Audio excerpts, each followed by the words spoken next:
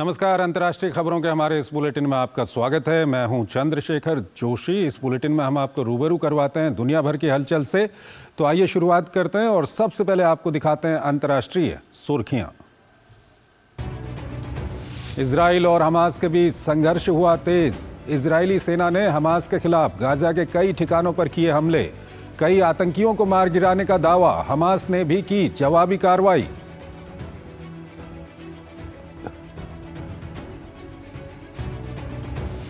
Brussels में यूरोपीय संघ के नेताओं की 2 दिवसीय बैठक। यूक्रेन को संघ में शामिल करने और वित्तीय सहायता देने पर चर्चा। ज़ेलेंस्की ने कहा, हमारे पक्ष में परिणाम ना होने पर यूरोप के खिलाफ होगी पुतिन की जीत। हंगरी ने यूक्रेन की सदस्यता पर फिर जताया विरोध। रूसी राष्ट्रपति व्लादिमीर पुतिन ने वार्षिक प्रेस वार्ता में विभिन्न मुद्दों पर रखा अपना पक्ष। कहा, यूक्रेन के खिलाफ लक्ष्य हासिल करने पर होगी शांति। पुतिन ने पश्चिमी देशों के आर्थिक प्रतिबंधों को बताया बेअसर। रूसी अर्थव्यवस्था को बताया स्थिर। जापान की सियासत में मची हलचल। प्रधानमंत्री फूमियो किशिदा की सरकार के 4 मंत्रियों ने कथित राजनीतिक फंड घोटाले पर दिए इस्तीफे। प्रधानमंत्री ने अपनी कैबिनेट में आज ही 4 नए कैबिनेट मंत्रियों को किया शामिल। अमेरिकी संसद ने राष्ट्रपति जो बाइडेन के खिलाफ औपचारिक महाभियोग की जांच शुरू करने को दी मंजूरी। बाइडेन के बेटे हंटर के विवादास्पद अंतर्राष्ट्रीय सौदों के लेन देन को लेकर है महाभियोग जांच। बाइडेन ने प्रस्ताव को बताया आधारहीन राजनैतिक स्टंट।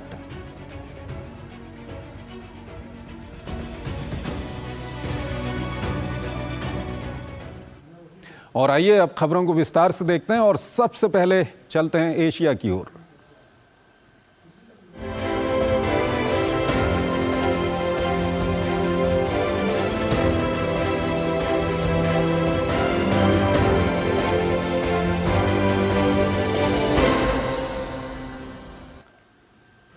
इजराइल और हमास के बीच संघर्ष दिन बीतने के साथ ही और तेज होता जा रहा है। दोनों पक्ष एक दूसरे को नुकसान पहुंचाने के दावे कर रहे हैं। इस बीच इजराइल के प्रधानमंत्री बेंयामिन नेतन्याहू का कहना है कि इजराइल जब तक हमास आतंकियों के खिलाफ जीत हासिल नहीं कर लेता, तब तक उसे गाजा पट्टी में युद्ध जारी रखने से कोई नहीं रोकेगा।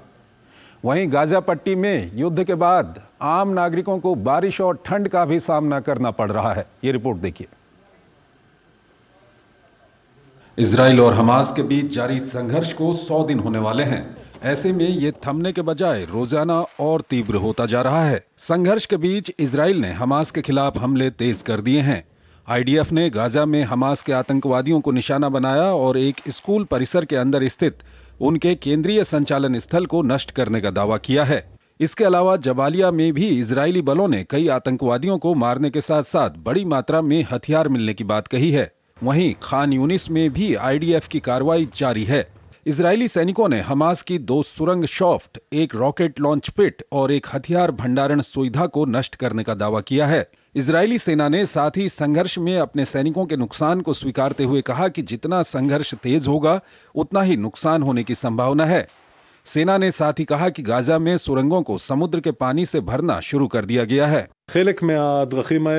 जितना अधिक हम अपने अभियान को बढ़ाएंगे उतनी अधिक झड़पें होंगी और दुर्भाग्य से अधिक सैनिक प्रभावित होंगे। हम सुरंगों को नुकसान पहुंचाने के लिए कई रचनात्मक साधनों का उपयोग कर रहे हैं।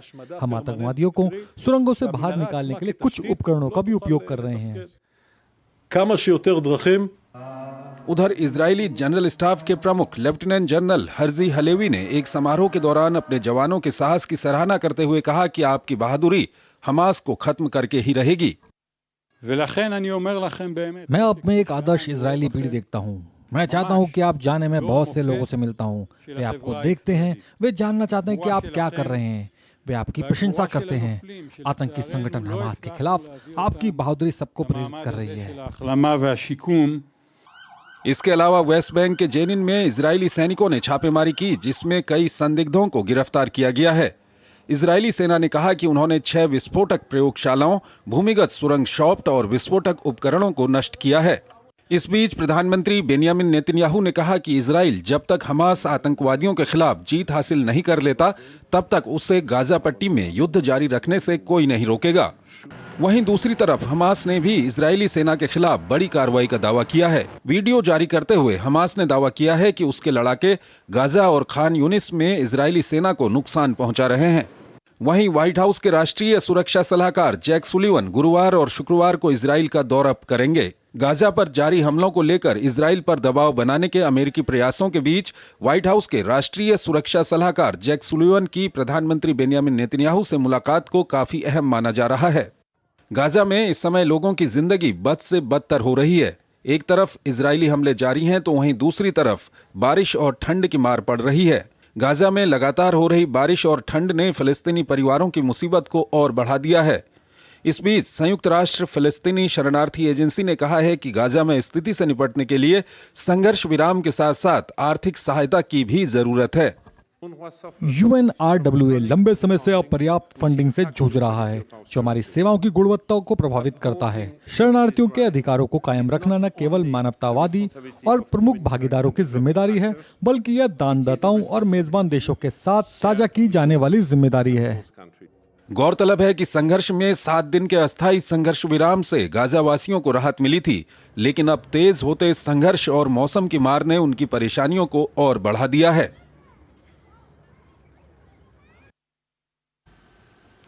जापान में प्रधानमंत्री फूमियो किशिदा की सरकार के 4 मंत्रियों ने राजनीतिक फंड घोटाले को लेकर त्यागपत्र दे दिया है। इससे देश की सियासत में हलचल मची हुई है। इसके बाद जापान के प्रधानमंत्री फूमियो किशिदा ने अपनी कैबिनेट में 4 नए मंत्रियों को शामिल किया है। दरअसल सत्तारूढ़ एलडीपी पार्टी हाल ही में आरोपों के बीच भारी जांच के दायरे में रही है। इन दिनों जापान की सियासत में हलचल मची हुई है।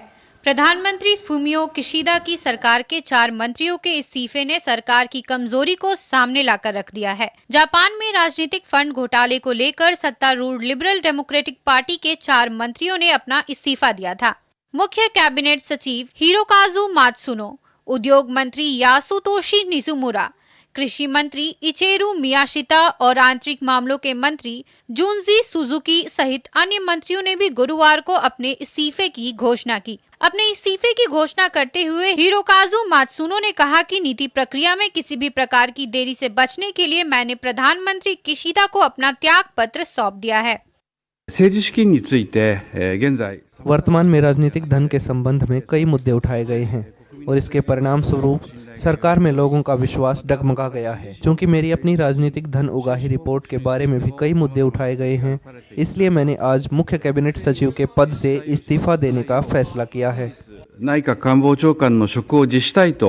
इस बीच अपने वादे के तहत जापान के प्रधानमंत्री फूमियो किशिदा ने अपनी कैबिनेट में 4 नए मंत्रियों को शामिल किया है। किशिदा ने पूर्व विदेश मंत्री योशिमासा हयाशी को मुख्य कैबिनेट सचिव और पूर्व न्याय मंत्री केन सैतो को अर्थव्यवस्था, व्यापार और उद्योग मंत्री नियुक्त किया है। वहीं ताकेकी मात्सुमोतो को आंतरिक मामलों का मंत्री और तेत्सुशी सकामोटो को कृषि मंत्री नियुक्त किया गया है। वहीं जापान के नए मुख्य कैबिनेट सचिव योशिमासा हयाशी ने जोर देते हुए कहा कि जनता का हमारी सरकार पर विश्वास बहाल करना हमारी मुख्य प्राथमिकता है। फिलहाल लिबरल डेमोक्रेटिक पार्टी की राजनीतिक गतिविधियां राजनीतिक फंडिंग के दृष्टिकोण से गहन जांच के अधीन हैं। मेरा मानना है कि यह बेहद अफसोसजनक है कि इससे ऐसी स्थिति पैदा हो गई है। मैं सरकार पर विश्वास बहाल करने के लिए मुझे दी गई जिम्मेदारियों के भीतर जो कुछ भी कर सकता हूं, वह करूंगा। गौरतलब है कि सत्तारूढ़ एलडीपी पार्टी हाल ही में आरोपों के बीच भारी जांच के दायरे में रही है। उसका सबसे बड़ा गुट राजनीतिक फंडिंग रिपोर्ट में धन उगाहने वाले आयोजनों के राजस्व में करोड़ों येन की घोषणा करने में विफल रहा। इस गुट के कई प्रमुख कैबिनेट और एलडीपी नेताओं पर धन उगाही के आरोप लगाए गए हैं। अगली खबर की ओर चलते हैं। रूसी राष्ट्रपति व्लादिमीर पुतिन ने मॉस्को में अपनी वार्षिक प्रेस वार्ता आयोजित की। इस दौरान उन्होंने अनेक मुद्दों पर अपनी बेबाक राय रखी। उन्होंने इस दौरान खास तौर पर यूक्रेन के साथ संघर्ष और देश की आर्थिक स्थिति पर खुलकर बात की। पुतिन ने दावा किया कि रूसी सेनाओं ने यूक्रेन के लगभग सभी मोर्चों पर अपनी स्थिति मजबूत कर ली है। वहीं उन्होंने पश्चिम के आर्थिक प्रतिबंधों को भी बेअसर बताया। दुनिया में इस समय रूस और उसके राष्ट्रपति व्लादिमीर पुतिन खबरों में बने हुए हैं। एक तरफ रूस का जहां यूक्रेन से पिछले 2 साल से संघर्ष जारी है, तो वहीं दूसरी तरफ पश्चिमी देशों द्वारा लगाए गए आर्थिक प्रतिबंधों से भी रूस लगातार जूझ रहा है। इस बीच राष्ट्रपति व्लादिमीर पुतिन ने मॉस्को में आयोजित अपनी प्रेस वार्ता के दौरान उनके मुद्दों पर अपनी बेबाक राय रखी। इस दौरान उन्होंने खास तौर पर यूक्रेन के साथ संघर्ष और देश की आर्थिक स्थिति पर खुलकर बात की। व्लादिमीर पुतिन ने जोर देते हुए कहा कि यूक्रेन तटस्थ रहे और नाटो गठबंधन में शामिल ना हो। उन्होंने कहा, जब हम अपने लक्ष्य हासिल कर लेंगे तभी शांति होगी। यूक्रेन के साथ जारी संघर्ष में जब हम अपने लक्ष्यों को प्राप्त कर लेंगे तो क्षेत्र में शांति स्थापित हो जाएगी। जहां तक विसैनिकरण की बात है, यदि वे किसी समझौते पर नहीं आना चाहते हैं तो हमें सैन्य सहित अन्य उपाय करने के लिए मजबूर होना पड़ता है।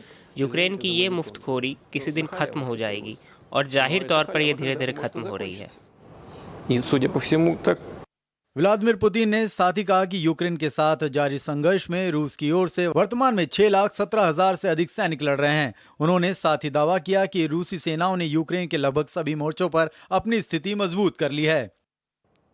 हमारे सशस्त्र बल लगातार अपनी स्थिति में सुधार कर रहे हैं। हर दिन हमारे सैनिकों की स्थिति में सुधार होता जा रहा है। खासकर पिछले 1.5 महीने में यूक्रेन के सशस्त्र बलों को भारी नुकसान हुआ है। मुझे लगता है कि देश के राजनीतिक नेतृत्व की ओर से ये मूर्खतापूर्ण और गैर जिम्मेदाराना है। इस बीच रूस के राष्ट्रपति व्लादिमीर पुतिन ने कहा कि यूरोप के साथ संबंधों को सामान्य बनाने के लिए अभी स्थितियां सही नहीं हैं। उन्होंने कहा कि पश्चिमी देशों के साथ संबंधों की बहाली सिर्फ हम पर ही निर्भर नहीं है, बल्कि उनको भी इसकी जिम्मेदारी लेनी होगी। उन्होंने साथ ही दोहराया कि पश्चिमी देश हमेशा हमारे हितों की उपेक्षा करते हुए हमें पीछे धकेलने की कोशिश करते रहे हैं। संबंधों के सामान्य होना सिर्फ हम पर निर्भर नहीं करता है। ये हम नहीं थे जिन्होंने इन संबंधों को खराब किया था, उन्होंने ही हमारे साथ संबंध खराब किए हैं। वे हमेशा हमारे हितों की उपेक्षा करते हुए हमें पीछे धकेलने की कोशिश करते रहे हैं। यूरोप सिर्फ अमेरिका के इशारों पर नाच रहा है। पश्चिमी देशों द्वारा लगाए गए प्रतिबंधों के असर को बकवास बताते हुए राष्ट्रपति पुतिन ने कहा कि वैश्विक वित्तीय बाजार में रूस की स्थिति स्थिर है और इन प्रतिबंधों का उनकी अर्थव्यवस्था पर कोई प्रभाव नहीं पड़ा है। उन्होंने साथ ही कहा कि जितना अधिक हम आर्थिक और वित्तीय गणना में अपनी राष्ट्रीय मुद्रा का उपयोग करेंगे, उतना ही हम मजबूत होंगे। मैं इस धारणा से आगे बढ़ रहा हूं कि सब कुछ सामान्य हो जाएगा। कुल मिलाकर वित्तीय बाजार में हमारी स्थिति स्थिर है। इस साल सितंबर तक हमारे निर्यात में रूबल का 40% उपयोग हुआ है, जो कि हमारे लिए बेहद फायदेमंद है। जितना अधिक हम आर्थिक और वित्तीय गणना में अपनी राष्ट्रीय मुद्रा का उपयोग करेंगे, उतना ही बेहतर होगा। लगभग 24 वर्ष रूस की सत्ता पर काबिज पुतिन ने हाल ही में घोषणा की है कि वह फिर से चुनाव लड़ने वाले हैं। ऐसे में पूरी दुनिया की नजर अगले साल 17 मार्च को होने वाले राष्ट्रपति चुनाव पर लगी हुई है। हालांकि जानकारों के मुताबिक इन चुनावों में पुतिन की जीत पहले से ही तय मानी जा रही है। अभी हम यूरोप की ओर चलेंगे, लेकिन उससे पहले एक छोटा सा ब्रेक लेते हैं। गोल्डी छोले मसाले, जहाँ जाए रिश्ते बनाए, जहाँ जाए रिश्ते बनाए, गोल्डी मसाले। तुम्हें पता है इन्वेस्टर्स के लिए एक इन्वेस्टर प्रोटेक्शन फंड होता है IPF, लेकिन अगर तुम्हारा ट्रेड एक्सचेंज पर एग्जीक्यूट नहीं हुआ या फिर कोई गारंटीड रिटर्न्स वाली स्कीम है, तो ये IPF आपकी मदद नहीं कर सकता है। और अगर आपका ब्रोकर ही डिफॉल्टर बन जाए तो फिर IPF आपको कॉम्पेंसेशन दिला सकता है। कहाँ से सीखा? NSE की साइट पर। सोच कर समझ कर इन्वेस्ट कर। साल बरस और सदी नहीं, एक युग गुजर जाएगा। उम्र न पूछो वंडर की, जब फर्क नजर आएगा। वंडर सीमेंट, फर्क नजर आएगा। स्वागत है आपका ब्रेक के बाद, और आइए अब बात करते हैं यूरोप की।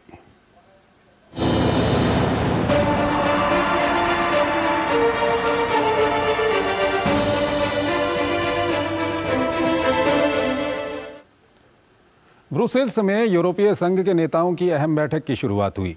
इसमें सदस्य देशों के नेताओं ने रूस के हमलों के मद्देनजर वित्तीय, सैन्य और मानवीय समर्थन सहित यूक्रेन के लिए यूरोपीय संघ के निरंतर समर्थन पर चर्चा की। वहीं वीडियो कॉन्फ्रेंसिंग के माध्यम से यूक्रेनी राष्ट्रपति ज़ेलेंस्की ने बैठक को संबोधित करते हुए कहा कि यदि परिणाम उनके पक्ष में नहीं रहा तो ये ईयू की व्लादिमीर पुतिन के खिलाफ हार होगी। बेल्जियम की राजधानी ब्रसेल्स में यूरोपीय संघ के नेताओं की अहम बैठक हो रही है। 2 दिवसीय बैठक की आज से शुरुआत हुई, जिसमें सदस्य देशों के नेताओं ने रूस के हमलों के मद्देनजर वित्तीय, सैन्य और मानवीय समर्थन सहित यूक्रेन के लिए यूरोपीय संघ के निरंतर समर्थन पर चर्चा की। इसके अलावा बैठक में यूरोपीय संघ में यूक्रेन की सदस्यता पर भी चर्चा की गई। यूरोपीय संघ के नेताओं ने यूक्रेन को 50 बिलियन यूरो की आर्थिक सहायता पर भी चर्चा की। बहरहाल यूक्रेन के यूरोपीय संघ में शामिल होने को लेकर हंगरी कड़ा विरोध जताते आ रहा है। इस बीच यूरोपीय संघ की अध्यक्ष रोबर्टा मेत्सोला ने इस शिखर सम्मेलन को ऐतिहासिक बताते हुए कहा कि यूरोपीय संघ का विस्तार जीत की स्थिति को बयां करता है। उन्होंने साथ ही कहा कि यूक्रेन को वह नैतिक, राजनीतिक, वित्तीय सहायता दी जानी चाहिए जिसका वो हकदार है और हम सभी को अपनी सुरक्षा की भी आवश्यकता है। निश्चित रूप से यूक्रेन के लिए वित्तीय सहायता प्राप्त करना बेहद महत्वपूर्ण है ताकि वह अपनी रक्षा जारी रख सके, लड़ सके हमारे मूल्यों के लिए। लेकिन हमारी नैतिक जिम्मेदारी भी है और उस नैतिक जिम्मेदारी का मतलब है कि हमें अगला राजनीतिक कदम उठाने में सक्षम होना चाहिए। यूक्रेन के राष्ट्रपति व्लादिमीर जेलेंस्की ने गुरुवार को यूरोपीय संघ के नेताओं के शिखर सम्मेलन में अपने देश के साथ सदस्यता वार्ता शुरू करने का आग्रह किया। वीडियो कॉन्फ्रेंसिंग के माध्यम से जेलेंस्की ने चेतावनी देते हुए कहा कि अगर बैठक का परिणाम उनके पक्ष में नहीं रहा तो यह ईयू की व्लादिमीर पुतिन के खिलाफ हार होगी और पूरे यूरोप को इसके परिणाम झेलने पड़ेंगे। आज खास दिन है और यह दिन हमारे इतिहास में दर्ज हो जाएगा, चाहे वह हमारे लिए अच्छा हो या बुरा। यह बहुत महत्वपूर्ण है कि यूरोप आज फिर अनिर्णय की स्थिति में न पड़े। कोई नहीं चाहता कि यूरोप को गैर भरोसेमंद समझा जाए। अगर फैसला हमारे पक्ष में नहीं रहेगा तो ये पुतिन की जीत होगी। पुतिन निश्चित रूप से इसका इस्तेमाल व्यक्तिगत रूप से आपके और पूरे यूरोप के खिलाफ करेंगे।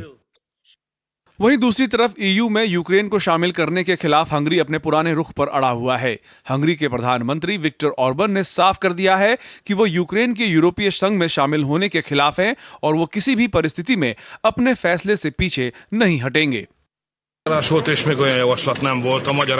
हंगरी का दृष्टिकोण बहुत स्पष्ट है। अगर हम सदस्यता के बारे में बात कर रहे हैं तो हंगरी का दृष्टिकोण कहता है कि यह एक योग्यता आधारित कानूनी प्रक्रिया है। कुछ शर्तें हैं, उन्हें पूरा नहीं किया गया है। हंगरी दबाव के आगे नहीं झुकेगा। हमारी एक राय है और हम उस पर कायम रहेंगे। इस बीच यूरोपीय संघ के कई सदस्य देश गठबंधन में यूक्रेन को शामिल करने के पक्ष में दिख रहे हैं। इन नेताओं ने कहा कि अगर यूक्रेन को ईयू में शामिल नहीं किया जाता है तो यह यूक्रेन के साथ साथ पूरे यूरोप के लिए खतरे की घंटी साबित होगी। यह शायद सबसे महत्वपूर्ण बैठकों में से एक है जिसमें मैंने भाग लिया है, इसलिए क्योंकि यूक्रेन के संबंध में हमें बड़े फैसले लेने हैं। एक वित्तीय निर्णय और इस पर भी निर्णय की बातचीत शुरू करनी है या नहीं। यूक्रेन संकट में है। अगर यूक्रेन को यूरोपीय संघ और अमेरिका से समर्थन नहीं मिलता है तो यह रूसी राष्ट्रपति व्लादिमीर पुतिन की जीत होगी। ब्रसेल्स में हो रहे इस सम्मेलन में प्रमुख दीर्घकालिक बजट और पश्चिम एशिया में जारी इजराइल हमास संघर्ष पर भी चर्चा होने की उम्मीद है। भले ही अधिकतर देश यूक्रेन को यूरोपीय संघ में शामिल होने की पैरवी कर रहे हों, लेकिन बिना हंगरी की रजामंदी के यह संभव नहीं हो पाएगा। अभी हम आपको अमेरिका की ओर ले चलेंगे, लेकिन उससे पहले एक छोटा सा ब्रेक लेते हैं। साल, बरस और सदी नहीं, एक युग गुजर जाएगा। उम्र न पूछो वंडर की, जब फर्क नजर आएगा। वंडर सीमेंट, फर्क नजर आएगा। स्वागत है आपका ब्रेक के बाद। आइए अब देखते हैं अमेरिकाना।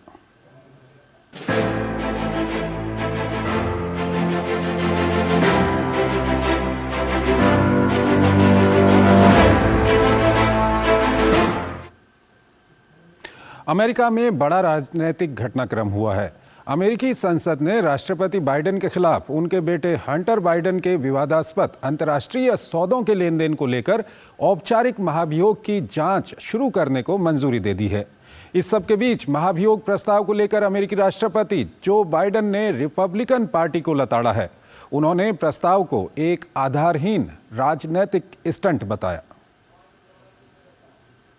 अमेरिकी राष्ट्रपति जो बाइडेन की मुश्किलें बढ़ती नजर आ रही हैं। एक बड़े राजनीतिक घटनाक्रम में अमेरिकी संसद ने बाइडेन के खिलाफ उनके बेटे हंटर बाइडेन की विवादास्पद अंतर्राष्ट्रीय सौदों के लेन देन को लेकर औपचारिक महाभियोग की जांच शुरू करने को मंजूरी दी। रिपब्लिकन नियंत्रित अमेरिकी प्रतिनिधि सभा ने बाइडेन के बेटे हंटर बाइडेन और उनके विवादास्पद अंतर्राष्ट्रीय लेन देन के आरोपों के संबंध में राष्ट्रपति जो बाइडेन पर औपचारिक महाभियोग जांच शुरू करने के लिए मतदान किया। राष्ट्रपति को दोषी ठहराने वाले ठोस सबूतों के अभाव के बावजूद महाभियोग जांच के पक्ष में 221 वोट पड़े, जबकि विरोध में 212 वोट पड़े, जिससे बाइडेन के खिलाफ महाभियोग को मंजूरी दे दी गई। खास बात यह है कि प्रत्येक रिपब्लिकन सदस्य ने इसके पक्ष में मतदान किया। हालांकि जांच में अभी तक सबूत पेश नहीं किए गए हैं कि राष्ट्रपति ने कोई कदाचार किया है। इस वोटिंग में हाँ के पक्ष में 221 वोट पड़े हैं और ना के पक्ष में 212। प्रस्ताव अपनाया गया। बिना किसी आपत्ति के पुनर्विचार का प्रस्ताव मेज पर रखा गया। सदन में बहस के दौरान रिपब्लिकन सदस्यों ने राष्ट्रपति बाइडेन पर लगाए गए महाभियोग के आरोपों को सही ठहराते हुए कहा कि उनके बेटे हंटर बाइडेन के व्यापारिक सौदों में अनियमितताओं को लेकर जांच जारी है और इसमें हमें राष्ट्रपति की भूमिका भी दिखाई दे रही है। महाभियोग, विशेषकर राष्ट्रपति पर महाभियोग, अत्यंत गंभीर मामला है। यह कुछ ऐसा है जो सदन के किसी भी सदस्य को नहीं करना चाहिए, लेकिन सदन के पास संविधान के तहत अधिकार और दायित्व है। आज के संकल्प के साथ हम यह सुनिश्चित कर रहे हैं कि सदन अपनी जांच पूरी करने में सक्षम होगा। महाभियोग प्रस्ताव को लेकर अमेरिकी राष्ट्रपति जो बाइडेन ने रिपब्लिकन पार्टी को लताड़ा है। उन्होंने प्रस्ताव को एक आधारहीन राजनीतिक स्टंट कहा है। बाइडेन ने कहा है कि अमेरिकी जनता को चाहिए कि उसके नेता देश दुनिया की जरूरी बातों पर कोई कदम उठाएं। बाइडेन ने रिपब्लिकन पार्टी पर आरोप लगाया कि वह यूक्रेन और इजराइल को भेजे जाने वाले फंड को रोक रहा है। वहीं व्हाइट हाउस की प्रेस सचिव कैरीन जीन पियरे ने बताया कि इन कथित आरोपों के बावजूद राष्ट्रपति जो बाइडेन और अमेरिका की प्रथम महिला को अपने बेटे पर गर्व है। जब राष्ट्रपति बाइडेन और प्रथम महिला की बात आती है तो आपने राष्ट्रपति को यह कहते सुना है, उन्हें अपने जीवन का पुनर्निर्माण जारी रखने पर गर्व है। उन्हें अपने बेटे पर पूरी तरह से गर्व है।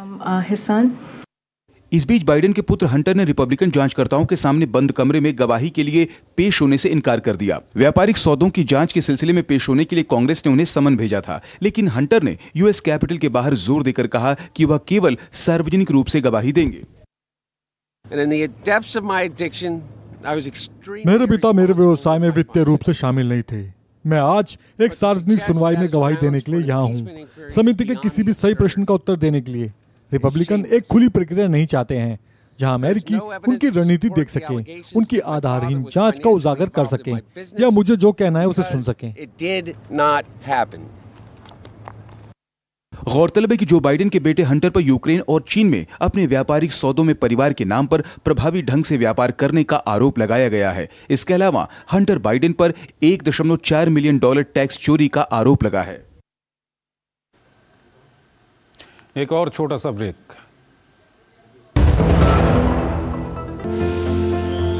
साल बरस और सदी नहीं, एक युग गुजर जाएगा। उम्र न पूछो वंडर की, जब फर्क नजर आएगा। वंडर सीमेंट, फर्क नजर आएगा। स्वागत है आपका ब्रेक के बाद। अमेरिकी केंद्रीय बैंक फेडरल रिजर्व की ओर से अच्छी खबर आई है। बैंक ने ब्याज दरों में किसी तरह की कोई बढ़ोतरी नहीं की है। बीते दिनों अपनी 19 सदस्यीय नीति समिति की बैठक के बाद फेड ने यह घोषणा की है। बैंक की ओर से अगले साल अमेरिका की जीडीपी ग्रोथ के अनुमान में कटौती करते हुए इसको 1.5% से घटाकर 1.4% कर दिया गया है। फेडरल चेयरमैन ने बताया कि अमेरिका में महंगाई अभी भी अनुमान से ऊपर बनी हुई है। अमेरिकी केंद्रीय बैंक फेडरल रिजर्व ने एक बार फिर अच्छी खबर देते हुए पॉलिसी रेट्स को होल्ड रखा है, यानी ब्याज दरों में किसी तरह की कोई बढ़ोतरी नहीं की गई है। ये लगातार तीसरी बार है जब ब्याज दर स्थिर रखी गई है। फेडरल रिजर्व ने बेंचमार्क ब्याज दरों को स्थिर रखते हुए इन्हें 5.25-5.50% की रेंज में बरकरार रखा है। आपको बता दें कि ये अभी भी 22 साल की ऊंचाई पर बरकरार हैं। बीते दिन अपनी 19 सदस्यीय नीति समिति की बैठक के बाद फेड ने अपना बयान जारी किया। फेडरल रिजर्व ने साल 2024 के लिए जरूर राहत का संकेत दिया है और फेड चेयरमैन जेरोम पावेल ने अगले साल ब्याज दरों में 0.75% की कटौती की बात कही है। समिति ने बैठक में संघीय निधि दर के लक्ष्य सीमा को 5.25 से 5.5% पर बनाए रखने और हमारी प्रतिभूतियों की होल्डिंग को उल्लेखनीय रूप से कम करने की प्रक्रिया जारी रखने का निर्णय लिया है। महामारी और चल रही प्रगति के बाद से अर्थव्यवस्था ने कई महीनों में पूर्वानुमानकर्ताओं को अचंभित किया है। हम मौद्रिक नीति का एक ऐसा रुख हासिल करने के लिए प्रतिबद्ध हैं जो समय के साथ महंगाई को लगातार 2% तक नीचे लाने के लिए पर्याप्त हो। We are prepared to tighten policy further if appropriate. Federal reserve ने इसके अलावा साल 2024 के लिए अमेरिका में बेरोजगारी दर के 4.1% रहने का अनुमान बरकरार रखा है।